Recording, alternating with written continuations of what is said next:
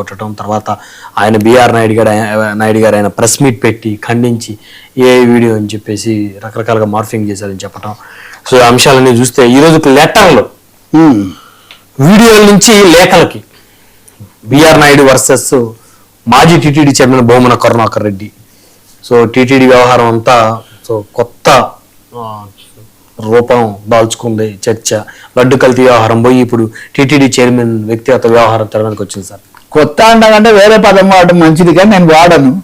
ఇది చాలా జుగుప్సాకరమైన రచ్చలాగా రభసలాగా ప్రతిష్టాత్మకమైనటువంటి అంతర్జాతీయ ప్రఖ్యాతి భక్తి ప్రపత్తులకు పేరుపోతున్న తిరుపతి యొక్క గౌరవానికి భంగం కలిగించే విధంగా ఇవి తయారవుతున్నాయి. నిజంగా నిన్న ఉదయం నుంచి సోషల్ మీడియాలో కొన్ని వీడియోలు వచ్చాయి, వాటి మీద అప్పుడే కామెంట్స్ వచ్చాయి, ఇవన్నీ వచ్చాయి. సరే ఏవో నడుస్తున్నాయి వైసీపీ టీడీపీ లేదా టీటీడీలో రకరకాల వర్గాల మధ్యలోని. అలా ఉంటే మధ్యాహ్నానికి మాజీ అధ్యక్షుడు భూమన కరుణాకర్ రెడ్డి గారు వచ్చారు. మరి ఇవన్నీ చక్కర్లు కొడుతున్నాయి.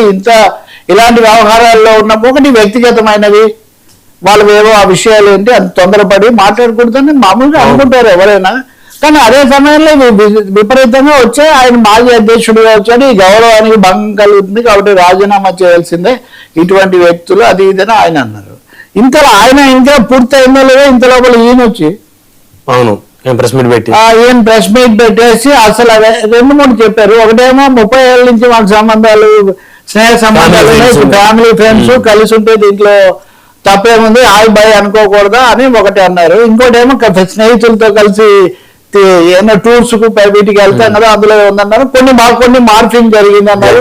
అంటే కొంచెం మిశ్రమంగా ఆయన ఇవి రెండు ఉన్నాయి. అవి దాంట్లో ఏం వల్గారిటీ ఉంది, దాంట్లో ఏం తప్పు ఉంది, నేను పదవిలోకి వచ్చినప్పటికీ నన్ను రాజీనామా చేయించాలని చూస్తున్నాను, నేను ఎందుకు రాజీనామా చేస్తాను, నేను మీ అందరి సంగతి తేల్చడానికి నేను వచ్చాను. చంద్రబాబు గారు చెప్తే ఒక క్షణంలో చేస్తానని ఒక మాట స్పష్టంగా అలా అని ఇవన్నీ మార్ఫింగ్. కాబట్టి నేను పోలీస్ కంప్లైంట్ ఇచ్చాను, వీటన్నిటి సంగతి కూడా తేలుస్తాను, ఎవరెవరిని కూడా బయట పెడతాను, అసలు మీరు మద్రాసులో ఏం చేశారు, మీ అందరి యొక్క భాగవతాలు సమయం అన్ని నా దగ్గర చాలా పుష్కలంగా ఉన్నాయి, ఇవన్నీ నేను బయట. అంతేకాకుండా ఆయన భూమన కరుణాకర్ రెడ్డిని కొన్ని మాటలు అన్నారు. అంటే ఇలాంటి ఆయన అలాంటి అవన్నీ మనం మళ్ళీ చెప్పాల్సిన అవసరం లేదు కదా. అంటే ఖచ్చితంగా చెప్పాలంటే లడ్డూతో మొదలయ్యి కొవ్వు దగ్గర నుంచి ఆ తర్వాత రసాయన పదార్థాల దగ్గర నుంచి ఆ చర్చ అలా ఉండగా హెరిటేజ్ ఇందాపూర్ వచ్చి అది అటుపోయితే ఇంత లోపల చెప్పులు వేసుకొని వచ్చారంటే ఈ చర్చ ఎక్కడెక్కడికో పోయి ఇది భక్తులకు కానీ ఆ భగవంతుని నమ్మే వాళ్ళకి కానీ లేకపోతే విశ్వాసాలకు కానీ ఏమైనా గౌరవం చేస్తుందా అనుకుంటే ఇది మళ్ళీ కొత్తగా బ్యాక్ టు వర్స్ట్ అన్నట్టుగా ఇప్పుడు ఈ వివాదం వచ్చినప్పుడు ఇంతవరకు ఎవరు మాట్లాడాలి. నాకు సనాతనము భక్తి విశ్వాసాలు లేకపోతే ఇవన్నీ అన్న వాళ్ళు ఎవరు దీని మీద మాట్లాడితే నిన్నే మాట్లాడి నిజం చెప్పాలంటే ఓకే ఆయన ఇలా అంటున్నాడు, ఆయన పోలీస్ కంప్లైంట్ అన్నాడు, పోలీసులు ఏదో ఒకటి తేల్చాలి. రెండోది వీళ్ళు ఇలా అడుగుతున్నారు, ప్రభుత్వం వైఖరి తీసుకుంటుంది. ఎందుకంటే నాయుడు గారు చైర్మన్ అయినప్పటి నుంచి ప్రతిసారి నేను చంద్రబాబు గారితో మాట్లాడే నిర్ణయం తీసుకుంటానని అది స్వతంత్ర ప్రతిపత్తి ఉన్న సంస్థ అని చెప్తూ వస్తున్నారు. మరి వారేమంటారు ఇవన్నీ చూడాలి. అనుకునే లోపల కొంతమంది మీరేంటి మధ్యస్థంగా ఏంటి లేకపోతే వెంటనే వైదొలగాలి కదా అది ఇది 2 విషయాలు నా బ్రహ్మనాయుడు ఇక్కడ వీడియోలో వచ్చిన ప్రతిసారి రాజీనామాలు చేయాలి అనేటైతే ఎవరు ఉండేవాళ్ళు కాదు. వీడియోలకు అసలు విలువే లేదన్నట్టయితే వేరే వాళ్ళ వీడియోల విషయంలో మనం ఎలాంటి గొడవలు చేసాము ఎవరో ఎందుకు అరవ శ్రీధర్ వీడియో మొన్న వచ్చింది సరే ఆమె లేఖ రాశారు. ఇప్పుడు ఈయన ఈరోజు లేఖ తెచ్చాడు. నేను ఒకటే చెప్తాను, ఎవరి వ్యక్తిగత ప్రమాణాలు ఎవరి యొక్క ప్రజా జీవితంలో ఎలా ఉండాలో అందులో ఇక్కడ విశ్వాసాలు భక్తి ఇలాంటివన్నీ ఉన్నప్పుడు ఏం చేయాలన్నది వాళ్ళు చూసుకోవాలి. ఇంకా రెండో విషయము డబుల్ స్టాండర్డ్స్ పనికిరావు. నేను అన్ని సందర్భాల్లో మీడియాలో ప్రత్యక్ష ప్రసారాల్లో మాట్లాడినామని చెప్తున్నా. అప్పుడు మీరు ఏం మాట్లాడారు, అప్పుడు మీరు వాటిని ఎలా ప్రదర్శించారు, అలాగే ఇప్పుడు మీరు ఎలా చేస్తున్నారో ఆ ప్రకారంగా ఒకటి వాళ్ళకైనా వీళ్ళకైనా ఒకటే ప్రిన్సిపల్ ఉండాల్సి ఉంటుంది. దీనికి వాళ్ళ పార్టీలకు సంబంధించిన నాయకులు ప్రభుత్వ అధినేతలు చొరవ తీసుకుని వాళ్ళు ముందుకు వచ్చి వాళ్ళు ఏదో చెప్పాల్సి ఉంది. వాళ్ళు చేయాల్సిన పని మీడియా వాళ్ళు ఎవరో చేస్తారనుకుంటే ఇప్పుడు మీడియా ఏ పనిలో ఉంది.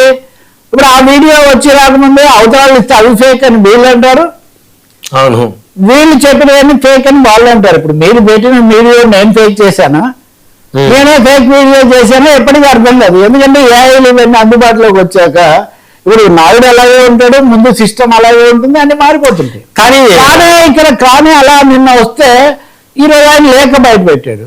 ఈ లేఖ ఇప్పటిది కాదు, 2019లోనే ఈ చంద్రబాబు నాయుడు గారికి రాశారు. అవును, తర్వాత పవన్ కళ్యాణ్ గారికి కూడా రాశారు. ఆయన పేరు లోకేష్ గారి పేరు కూడా మెన్షన్ చేశారు. ఇవన్నీ చెప్తున్నారు. అంటే వాళ్ళ దృష్టిలో ఈ విషయాలు ఇంతకుముందే ఉంటే ఎటువంటి వైఖరి తీసుకున్నారు, అవతల పార్టీ మీద లేకపోతే ఇతరుల మీద వచ్చినప్పుడు ఎటువంటివి తీసుకున్నారు, ఇవన్నీ జవాబుదారీగా ఉండాలి కదా. ఆ గౌరవాన్ని విలువలను కూడా పాటించే విధంగా, గౌరవించే విధంగా ఉండాలి కదా. అలా కాకుండా వ్యక్తిగతంగా ఎవరి పద్ధతి వాళ్ళది. ఇంకోటి ఎంతో కొంత ఆయన కూడా కొంత రెండు రకాలుగా మాట్లాడుతున్న పరిస్థితికి కూడా ఒక సర్దుబాటు. అసలు తిరుపతికి దురవస్థ, దుర్గతి ఎందుకు పట్టింది ఇక్కడ చెప్పండి రవి గారు. నిన్న ఒక చర్చ ఎప్పుడైతే బిఆర్ వీడియోలు బయటకు వచ్చి ఆ డిస్కషన్ జరిగిందో, నిన్న మధ్యాహ్నం తర్వాత ఇంకొక చర్చ వచ్చింది రవి గారు. పృథ్వీరాజు 30 years పృథ్వీ అంటారు, సినిమా ఇండస్ట్రీ. పృథ్వీరాజు వైఎస్ఆర్సీపీలో ఉన్నప్పుడు ఆయన ఒక ఆడియో కాల్ లీక్ అయింది.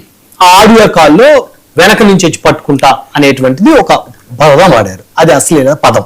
దాన్ని పట్టుకొని అప్పట్లో పెద్ద సెన్సేషన్ అయింది. అప్పుడున్నటువంటి కూటమి అనుకూల మీడియా మొత్తం కూడా ఆయన పదవి నుంచి పోయేంత వరకు కూడా వాళ్ళు టార్గెట్ గా చేశారు. మరి ఈ రోజు బిఆర్ నాయుడు గారిది మరి ఇది తప్పు కదా, మరి ఈయనెందుకు రాజీనామా చేయాలని చెప్పేసి సోషల్ మీడియా అంతా అదే చర్చ నడుస్తుంది. అంటే రెండింటి కంపేర్ చేసి ఏం చెప్తాను, నేను మీకు ఇందాక చెప్పా కదా, ఇప్పుడు స్టాండర్డ్స్ అనేవి, పద్ధతులు అనేవి ఒకటే విధంగా ఉండాలి, న్యాయం ఒకటే ఉండాలి. ఎక్స్ కి ఏం వర్తిస్తుందో వైట్ వర్తించాలి. ఒక చిన్న వాస్తవం అంటే యూనియన్లతో నాకు సంబంధం ఉన్నవాడిని కాబట్టి పృథ్వీ అప్పుడు యూనియన్ లో ఉద్యోగుల నుంచి కూడా ఫిర్యాదు వచ్చింది. అప్పుడు అది వ్యక్తి అదే ఒకటి. ఇక్కడికి వచ్చేసరికి ఈయన ఉంది, మాకు తెలిసిన విషయమే, ఎప్పటి నుంచో మాకు స్నేహ సంబంధాలు ఉన్నాయి, అందులో పెద్ద తప్పులే, అందులో వల్గారిటీ ఏముంది, అందులో ఏముంది, అసలు చర్చలోకి వెళ్తాం మనం. ఈ చర్చ చేయడమే చాలా ఇబ్బందికరంగా ఉంటుంది. ఇప్పుడు భూమన తీసుకొచ్చిన లేఖలతో అది మరింత ఇదైపోయింది.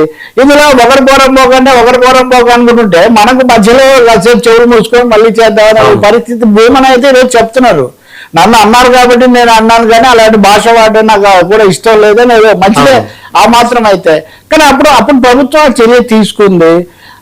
లడ్డూ వివాదం వచ్చినప్పటి నుంచి అండి, ఇప్పుడు నేను ఒకటి అడిగాను నిన్న, మీకు ఇప్పుడు కూడా చెప్తారని, సార్ ఇద్దరు భాగవతాలు బయట పెట్టండి సార్, మీరు మా దగ్గర ఉన్నాయని మీ దగ్గర ఉన్నాయని, ఎందుకు కూడా ప్రజలకి 7 కొనల వాడికి అయితే భాగవతాలు తెలిసే ఉంటాయని మనం అనుకోవాలి.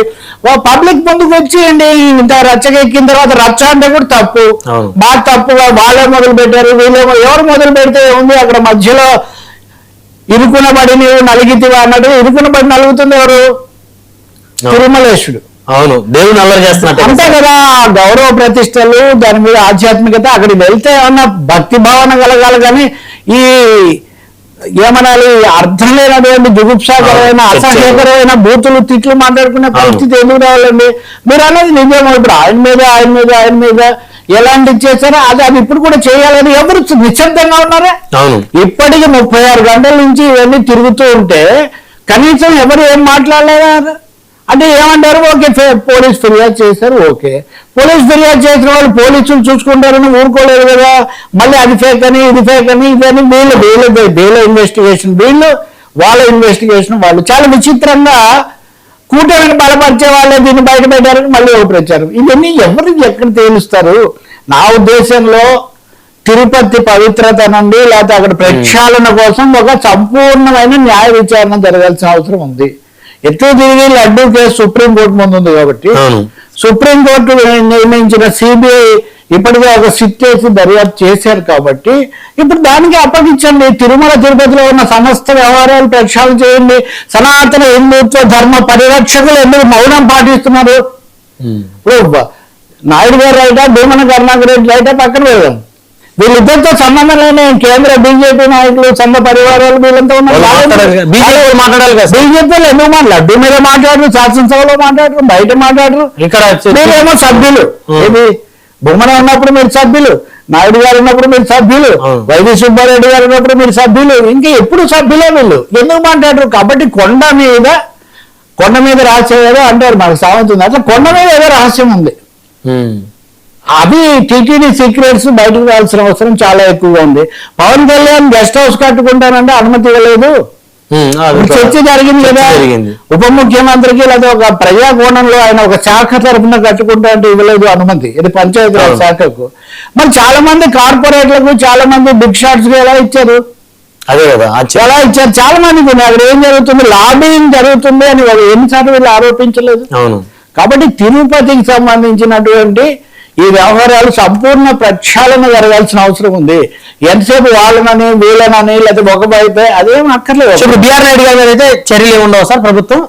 మరి నిజంగా ప్రభుత్వం ఆయన చూసుకోవాలి. మరి ఆ ప్రభుత్వం చెప్తే ఒక క్షణంలో రాజీనామా చేస్తారని ఆయన అన్నారు నిన్న. ఇప్పుడు మాట్లాడతారు. మరి ముఖ్యమంత్రికి ఇదేమి ప్రధాన సమస్య కాదని ఆయన భావిస్తుండొచ్చు కదా. ఆయన దగ్గర వేరే సమాచారం ఏమైనా ఉందేమో, ఆయన తెప్పించారేమో. ప్రతి అంశం మీద ఫైర్ అయ్యేటువంటి హోంమంత్రి గారు మరి లేఖ బయటకు వచ్చినా కూడా వారు ఏం మాట్లాడలేదు అనేటువంటి చర్చ కూడా అంటే ఫిర్యాదు మార్ఫింగ్ ఇవన్నీ వీళ్ళు చెప్తున్నారు కదా. సో సహజంగా వాళ్ళకి సంబంధించిన మనిషి కదా. సో మార్ఫింగ్ పోలీసులు ఆ విషయాలు తేలుస్తారు అది ఇది అంటారేమో. కానీ ఇప్పుడు దీని మార్ఫింగ్ అంటే లేదు. ఇప్పుడు వచ్చిన లేఖ ఇవన్నీ ఇప్పుడు ఆయన ఒకటి చెప్తున్నాడు, మార్ఫింగ్ అయిన తర్వాత ఏఐ చెకింగ్ కు కూడా పంపించాను. ఒకటి అవతరాలు కూడా ఇలాంటి వాటిని వీడియోలు వదలడం వల్ల, వీడియోల వల్ల దెబ్బతిన్న రాజకీయ నాయకులు కొద్దిమంది కనబడతారు కానీ ఎక్కువ మంది మన సమాజంలో ఇప్పుడు అంతకంతకు ఇదిగా పరిపాటిగా మారుతున్న పరిస్థితి అయితే ఉంది. ఇవన్నీ చాలా జుగుప్సాకరమైన వివాదం, చాలా బాధాకరమైన వివాదం.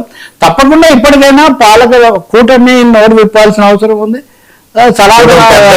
కూటమి పెద్దలు, సనాతన రక్షకులు ఏదో ఒక ఇది చేయాలి కదా, ఏదో స్టాండ్ తప్పకుండా ఒక వైఖరి తీసుకోవాలి కదా. లేదు పోలీసులు ఆయన ఫిర్యాదుతో మేము వైఖరి ఇస్తున్నాం అంటే అవన్నీ కూడా పర్వాలేదు. అలాగే మాకు లేఖలు అందలేదు, లేఖలు కూడా ఫేక్. ఓకే, అంటే ఆయన పెద్ద ఆయన కదా సార్ బిఆర్ నాయుడు, ఒకవేళ ఆయన మీద ఏమైనా మాట్లాడితే తిరిగి మళ్ళీ ఇబ్బంది అవుతుంది. బిఆర్ నాయుడు గారు నాకు కూడా మిత్రుడే, చాలా దశాబ్దాల పాటు నేను కూడా అక్కడ చేశాను.